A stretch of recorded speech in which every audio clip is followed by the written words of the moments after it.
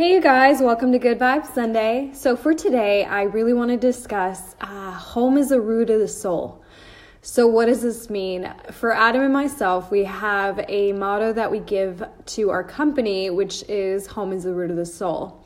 And what that means is that home is not the actual structure that you live in. It's not just the house. A house is composed of just tiles and walls and plaster, etc., etc. What really makes a home is you and your family. So today I wanted to go over some pointers about how you can make your home a happy, calm sanctuary for yourself and for your family. I'm going to go ahead and start off by asking the question, how do you feel when you walk into your home? Happy, calm, overwhelmed by that to-do list hanging on your fridge? For me, if you're anything like me, that answer would be anxiety. I used to feel anxiety when I would walk in just because I'm a type of OCD kind of person.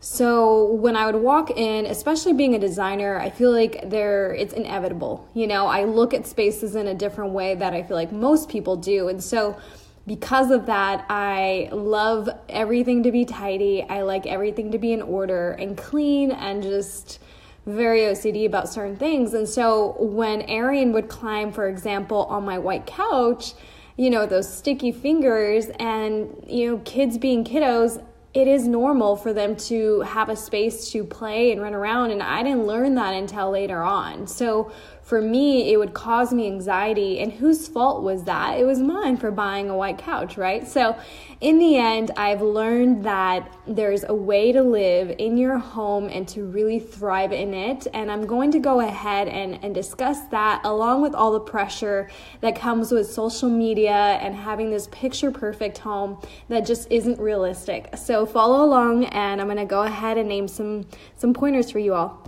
All right, guys, so number one, I want to talk about all rooms are important in your home, even those that are overlooked and unattended. Whether it's a space you haven't finished, decorating or painting, or a family catch-all, it often feels easier to close the door on these rooms and deal with them another day. But unfortunately, they weigh on your unconscious and they zap your energy. They are essentially a task like left undone, right? So it's like when you haven't done something, it's just like weighing on your soul. So I always say create harmony by making each space in your home inspiring. So for me personally, when we moved into this house, this home that I live in currently is my family home. I've talked about it plenty of times here. And this home had a lot of work to be done. A lot of updating, a lot of decluttering. And so in particular, there is a room in the home that is a spare bedroom. And it has all our stuff that, we use to stage or just accessories that I've collected over the years. And this room has really become a room that is daunting. It's really hard to just close the door on it because it's there and I'm aware of it. So I have to go in there still. So see, I'm not telling you all this because I don't live by it. I just know that I've got to do it. And I'm talking out of experience. So but in particular, that room has been really weighing on me. So I'm actually going to be tackling that next week with Adam. So stay tuned for that. Which leads me to my next point, conquering clutter. I always say that clutter produces physical and unconscious chaos. Not only can it leave your mind just in jambles, clambles. No, but I mean, it really is, it's like when you're racing out your door, it can really weigh on you. Even when you're sitting at your desk like 20 miles away, it just weighs on you. So, and I know that from experience. So I always say, just attack the clutter. And my mom always used to say is that the way you live your life is reflective on the way your home is. So, it all kind of ties into home is the root of the soul, is that clutter really reflects on your personality. It really reflects on your energy. It deprives you of having that freedom of not having to think about something that's just sitting there in clutter. It's about getting rid of the things that you haven't used. I know myself growing up, I lived in clutter. My mom would actually say that, but then at the same time, I felt like, our home was always full of things that, growing up during the Great Depression, I always say because they didn't have much during that time, when they started to acquire these things, it was really hard for the baby boomers to really let go of a lot of things. They wanted to kind of keep them around just in case they might need them, or it felt like a guilt for them to just throw these things away or donate them. So for me, and I know even for Adam, we talk about this, we both basically grew up in that environment. And so I think that now we're emerging into a minimalist lifestyle where you strip yourself of the obligation of obtaining so much that you don't even use.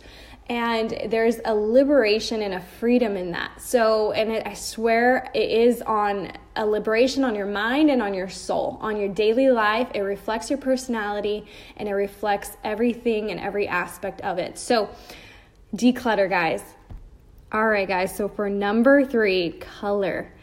Yes. Color. Color impacts you on an emotional level, psychological level, and physical level. I actually learned this in school when I was taking a whole class about color in my design class. But studies have actually shown that color can determine your body temperature, and it can change even your appetite. It can affect your mood or level of energy and begin to just kind of change you. And I always say this, especially when it comes to design, I always say that you ever wonder why when you walk into a certain restaurant or a space that has been professionally decorated or designed, I always say, think about how you feel when you walk in. When I walk into P.F. Chang's, for example, it's like an Asian restaurant that's really moody and dark, kind of dark color palettes and organic textures.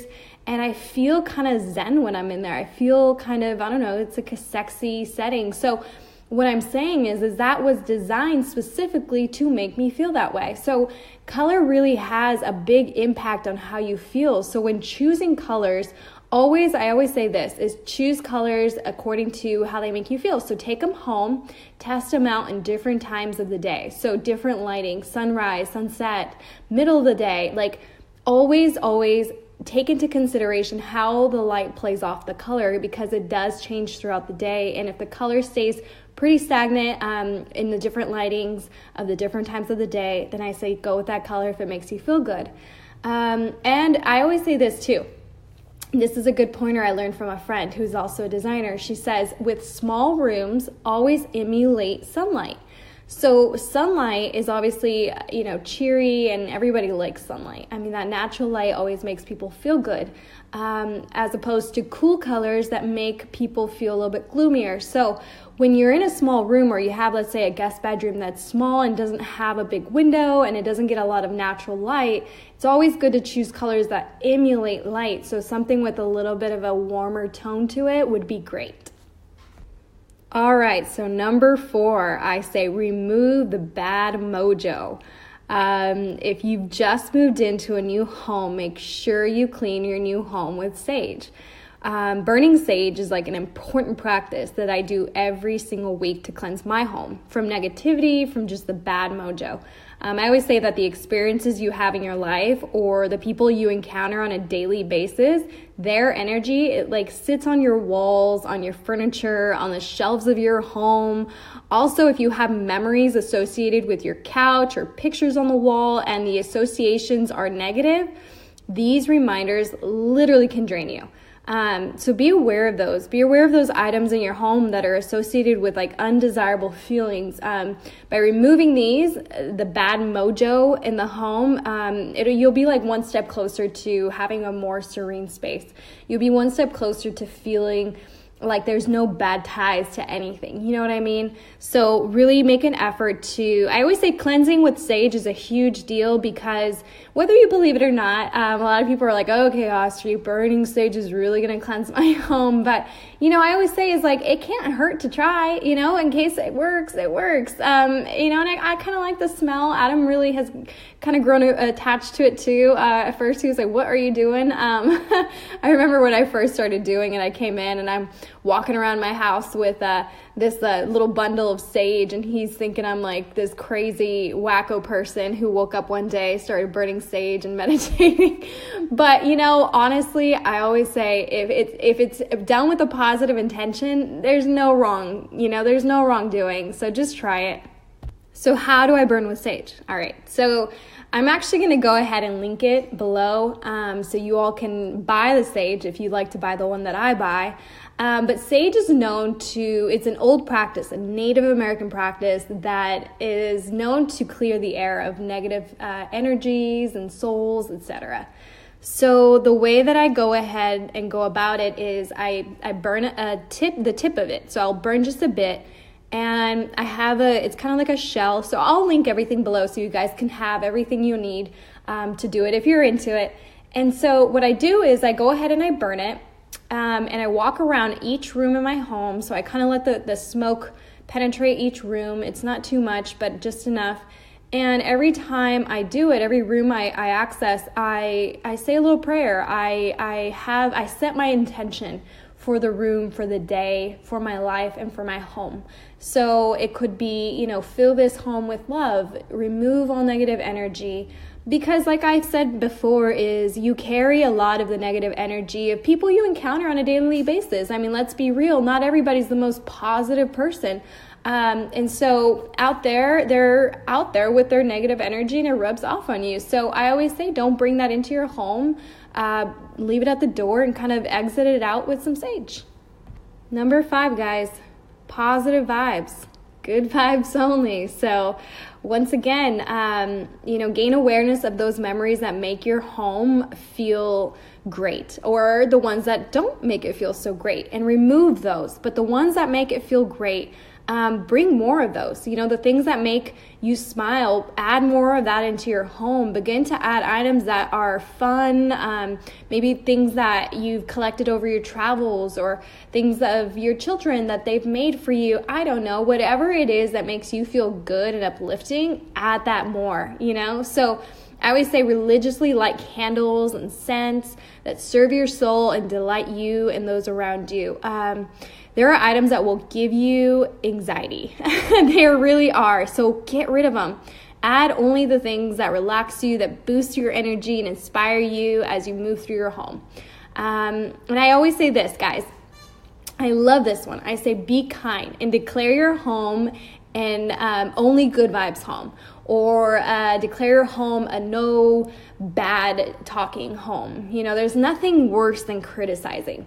I always say criticizing, gosh, that is the sabotage of human mankind. Like, don't criticize, don't talk bad about people, especially in your home. Like I said, it sits on your walls, sits on your furniture. Those bad vibes rub off on your children. It's just not a good way to live. So declare your house a gossip-free home, a good vibes home, and say only the things that you feel from the heart, and declare it that, you know. Tell your little ones, hey, no bad talking, no saying I hate. You know, I've removed the word hate from Arian's vocabulary altogether.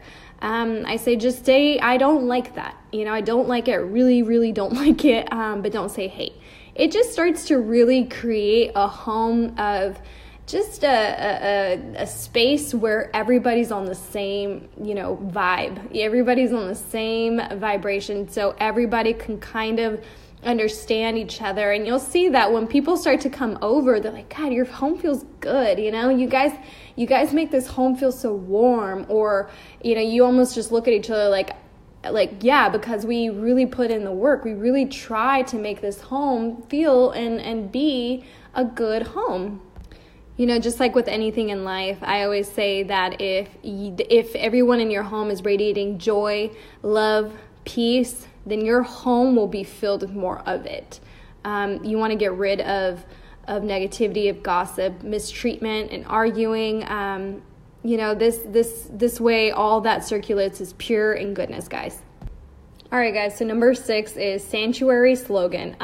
So for this one, it kind of goes with just really everything in life. I always say a sanctuary slogan is the words that encourage you to have a better life, right? So the words that, I see a lot of people do this, and they'll put the words kind of like on their walls, or they'll put them in art or whatever it is. For me personally, I'm not into it. I like to do kind of like things on my office, because I feel like where we sit on our desk, that's where we focus the most, especially when it comes to work, right? So I like to put words that encourage me or encourage Adam and motivate us, and we kind of declare that, right? So we say, we decide what qualities and characteristics and atmosphere we want to create in our home and just in general in our lives. And so we make that available to us to see every single day. So for number 7, nurture nature, guys. So what this means is incorporate nature into your home, whether it's a turned bowl, a nice wooden turned bowl, a fountain, or raw elements in your home, because innately as humans, we are designated to appreciate nature beyond everything, beauty all around us. That's what we strive for. So this is especially true when, it's like when you go outside and you just feel, for me personally, when I'm out in the garden, that's when I feel my best. That's when I feel like I just am in Zen, right? So, and I feel like that is a natural, innate feeling that as human beings, we strive for, we crave it. So why not bring elements of that into your home? It doesn't have to be so overwhelming if you're not into rustic or any of that, but just add some elements into your home that really emphasize it, that really bring that nature into your home. Which leads me to number 8, which is plant power. Plant power, guys. If you follow me on Instagram or any of my other social media platforms, then you know how I feel about plants. I love greenery in the home. Adam and I say our style really, really is about bringing that indoor-outdoor feel into any space. So blurring the line between the inside and the outside.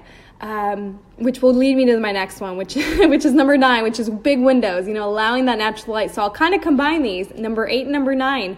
Number 8 being plants, and number 9 being big windows. So here's the thing, guys. I always say my favorite thing to do is put trees in pots. So if you come to any of my homes, you'll see either banana leaves in pots, in baskets, or you'll see olive trees in pots, or you'll see any type of tree in pots. It's my deal. I love it. And then you're going to see big windows. I always say add windows. Allow as much natural light into your home. It is good for you. It'll make you feel happier. The plants will cleanse the air in your house. The plants really just add a sense of life. I've had rooms where I'm like, God, there's just something missing, and I'll add that plant in, or I'll add that tree in the corner, and it just brings it to life instantly. So really try to go to your local nursery, pick up a few things that, maybe some trees in pots, or maybe just start small if you feel like you don't have much of a green thumb. I've gotten that a lot. A lot of people are like, but I can't do it because I have a black thumb. I can't even keep a succulent alive. And that's okay, guys, because that's how I started until Adam actually taught me. He taught me a thing or two about gardening and all of that, because he grew up with it. I didn't. So, but it's something that you can learn, and you can start small. So go ahead and make the effort and bring in some plants. And if you are redoing your home, add some more windows, guys. All right, guys. So number 10, technology zones. So I always say it's important to allocate spaces to play in, rest in, and work in. This will help you unconsciously move from one activity to another with ease and grace, guys. Design a layout within your home with designated areas for like different activities. So this creates kind of like an automatic cue to your subconscious, informing you that it is time for a certain activity. This will help you like construct spaces that support balance and harmony. So what I'm trying to say here is that, for example, Adam and I, we work a ton. I mean, I've talked about this. It's no surprise. And so what we do is we have a space in our home. We started off first having our office, I guess you can say, because we had that one room, that spare bedroom, as a storage, basically. We ended up putting our office basically in our living room, and we just kind of put a desk off in the corner, and that's where we were working. And so we decided that wasn't healthy. I felt like every time I looked at it, I was in the kitchen. We have a really open layout. I mean, our front room, kitchen, and dining are all in the same room. I mean, it is really, really open. So although it's great, it's also really it made me anxious, because I would be in the kitchen or we would be at the dining room table eating and kind of just relaxing, and I look over and there's our desk, and subconsciously it would just remind me of work. And every time I thought of work, then Adam would go over there and just kind of get on the computer just to be on it, and he would start working, because it's just, we're kind of workaholics. So there was no division of spaces, and therefore there was no division of time. So what we ended up doing was moving that desk kind of to another area, to a space where we designated just for work, and we declared it a just work space. And then we declare Arian's, playroom as just that.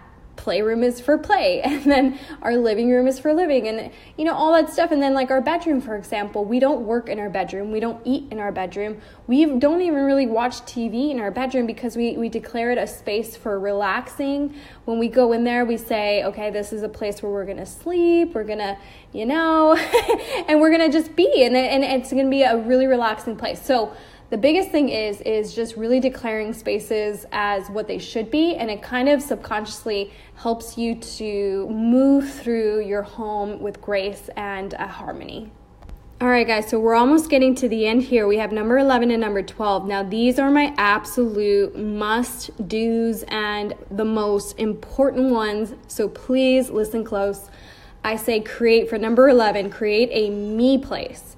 So designating a place for you to disconnect just for a moment every single day from everybody, from everyone, so it's just a place that's for you. Now, you might be like, Austri, that sounds great in theory, but I don't have a space just for me, or I don't have the time just for me. And I always tell people, if you don't have 10 minutes for yourself, you don't have a life, so, maybe wake up a little earlier, or maybe right before bed, go to a place that is of your own. And this might be, I always tell Adam, I want him to build me, a small gazebo outside under my favorite tree that I grew up climbing, and it's a eucalyptus in the corner of our yard, and I want a gazebo over there. I want that to be my space. But for now, I don't really have a space. I will either sit in our little reading nook, or the best place for me, I always say, is a bathtub or a shower.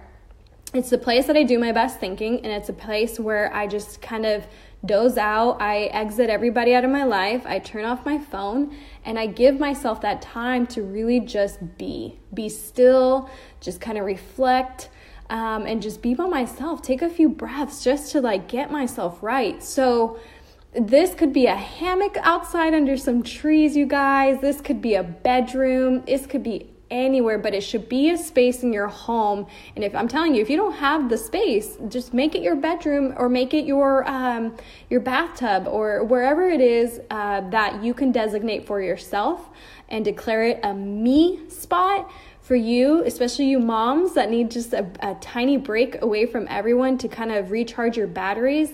Do it. I'm telling you, it will make those 10 minutes a day will make the biggest transformation in your life ever, because it really recharges you to really get back to it and kind of tackle it full force, and just take on the daily tasks that we all have. All right, guys, number 12, last but not least, certainly, is it's okay. Hey, it's all right.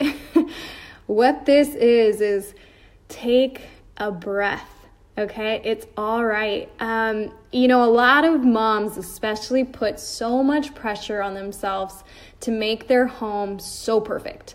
whether it's, and this is me, I'm telling you, especially being a designer, I had put so much pressure on myself to make my home this magazine perfect space that was completely unrealistic. Let's face it, I have a 10-year-old now, but I mean, a few years ago, he was 6, 7, 5. And it's unrealistic. And as a designer, of course, I like nice things. So I would get a nice, beautiful couch that was white. And like I said, he would put his sticky fingers. And I found myself working harder and having more and building up more anxiety over time because I wanted him just not to touch anything. And that's not fair. He lives there, he's my son. He's our little boy, and he should have a place where he could play and mess around. Now, does this kind of go against what I'm saying about designating spaces? Sure. I mean, a living room shouldn't be a jungle gym either, you guys. But I'm saying that if he wants to lay there and we all kind of curl up on the couch and watch a movie, I mean, I'm telling you, I would get anxiety even with that because he would bring his popcorn over, and I'm telling you, those buttery, sticky fingers would get on everything. So what I'm saying, I guess, here is, guys, is that with social media today especially, okay, and I'm guilty of this too because I've built up quite a bit of anxiety myself just by seeing, especially when I follow designers who I admire and who I've made friendships with, that you see their homes and they're so perfect. I'm going to give you guys actually a really good example. A really good friend of mine who I've created this awesome friendship through Instagram with. She had posted a post of a beautiful space in her home, and being a designer, I mean, she did an awesome job. Place was extremely clean, obviously. And a comment below, so a person, I think it was a woman who is a mother, and she commented saying, you you guys should post more homes that are realistic and kind of show the mess of your kids and stuff like that. So what I say with this, you guys, is that it kind of goes hand in hand with everything I'm saying, in the sense that, here's the thing, she's a designer. Her job is to design homes. Her job isn't to address anybody's insecurities, right? So when someone's going to go and comment, I'm going somewhere with this, you guys. What I'm saying is, this woman who commented on her post saying, show more of a real home, that just shows overall the anxiety that women build over having these picture perfect homes. And now, it's not to say that my friend is responsible for this. It's not. She's a designer, so she chooses to use her Instagram as a form of marketing, as a form to show, not the mess she creates, but the homes that she creates, these beautiful spaces that can inspire you or others to be able to emulate these beautiful homes, and so, or to, decorate your own homes. So what I'm saying here is that it just kind of dawned on me when I read that comment. I was just like, gosh, everybody feels so insecure about their homes, and coming from a place where perhaps she doesn't have her home clean all the time, and so she's getting angry about her posting this beautiful space that was not dirty. So what I'm saying is that I guarantee that a lot more people feel that way than just this one woman, So I say, take the pressure off yourself about what you see on social media. It's not real, guys. A lot of it isn't. Maybe some designers will have their home like that, but that is their job. They live, eat, breathe this stuff. So it doesn't mean that they need to offend anybody. It just means that is their job and that's how they live. And so it's their job not to show it, because they are showing the best side of what they do for a living. They do this for a living, guys. This is what they make their money off of. It's not real. So this goes with fitness.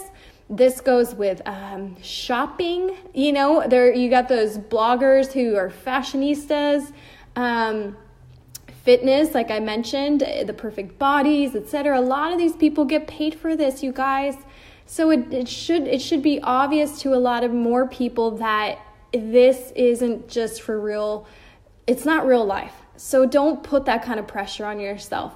Just work towards bettering your home and creating spaces that are functional, okay? So organization, decluttering, all the things I mentioned are really important, valuable points into really taking that first step into creating a home that you can thrive in.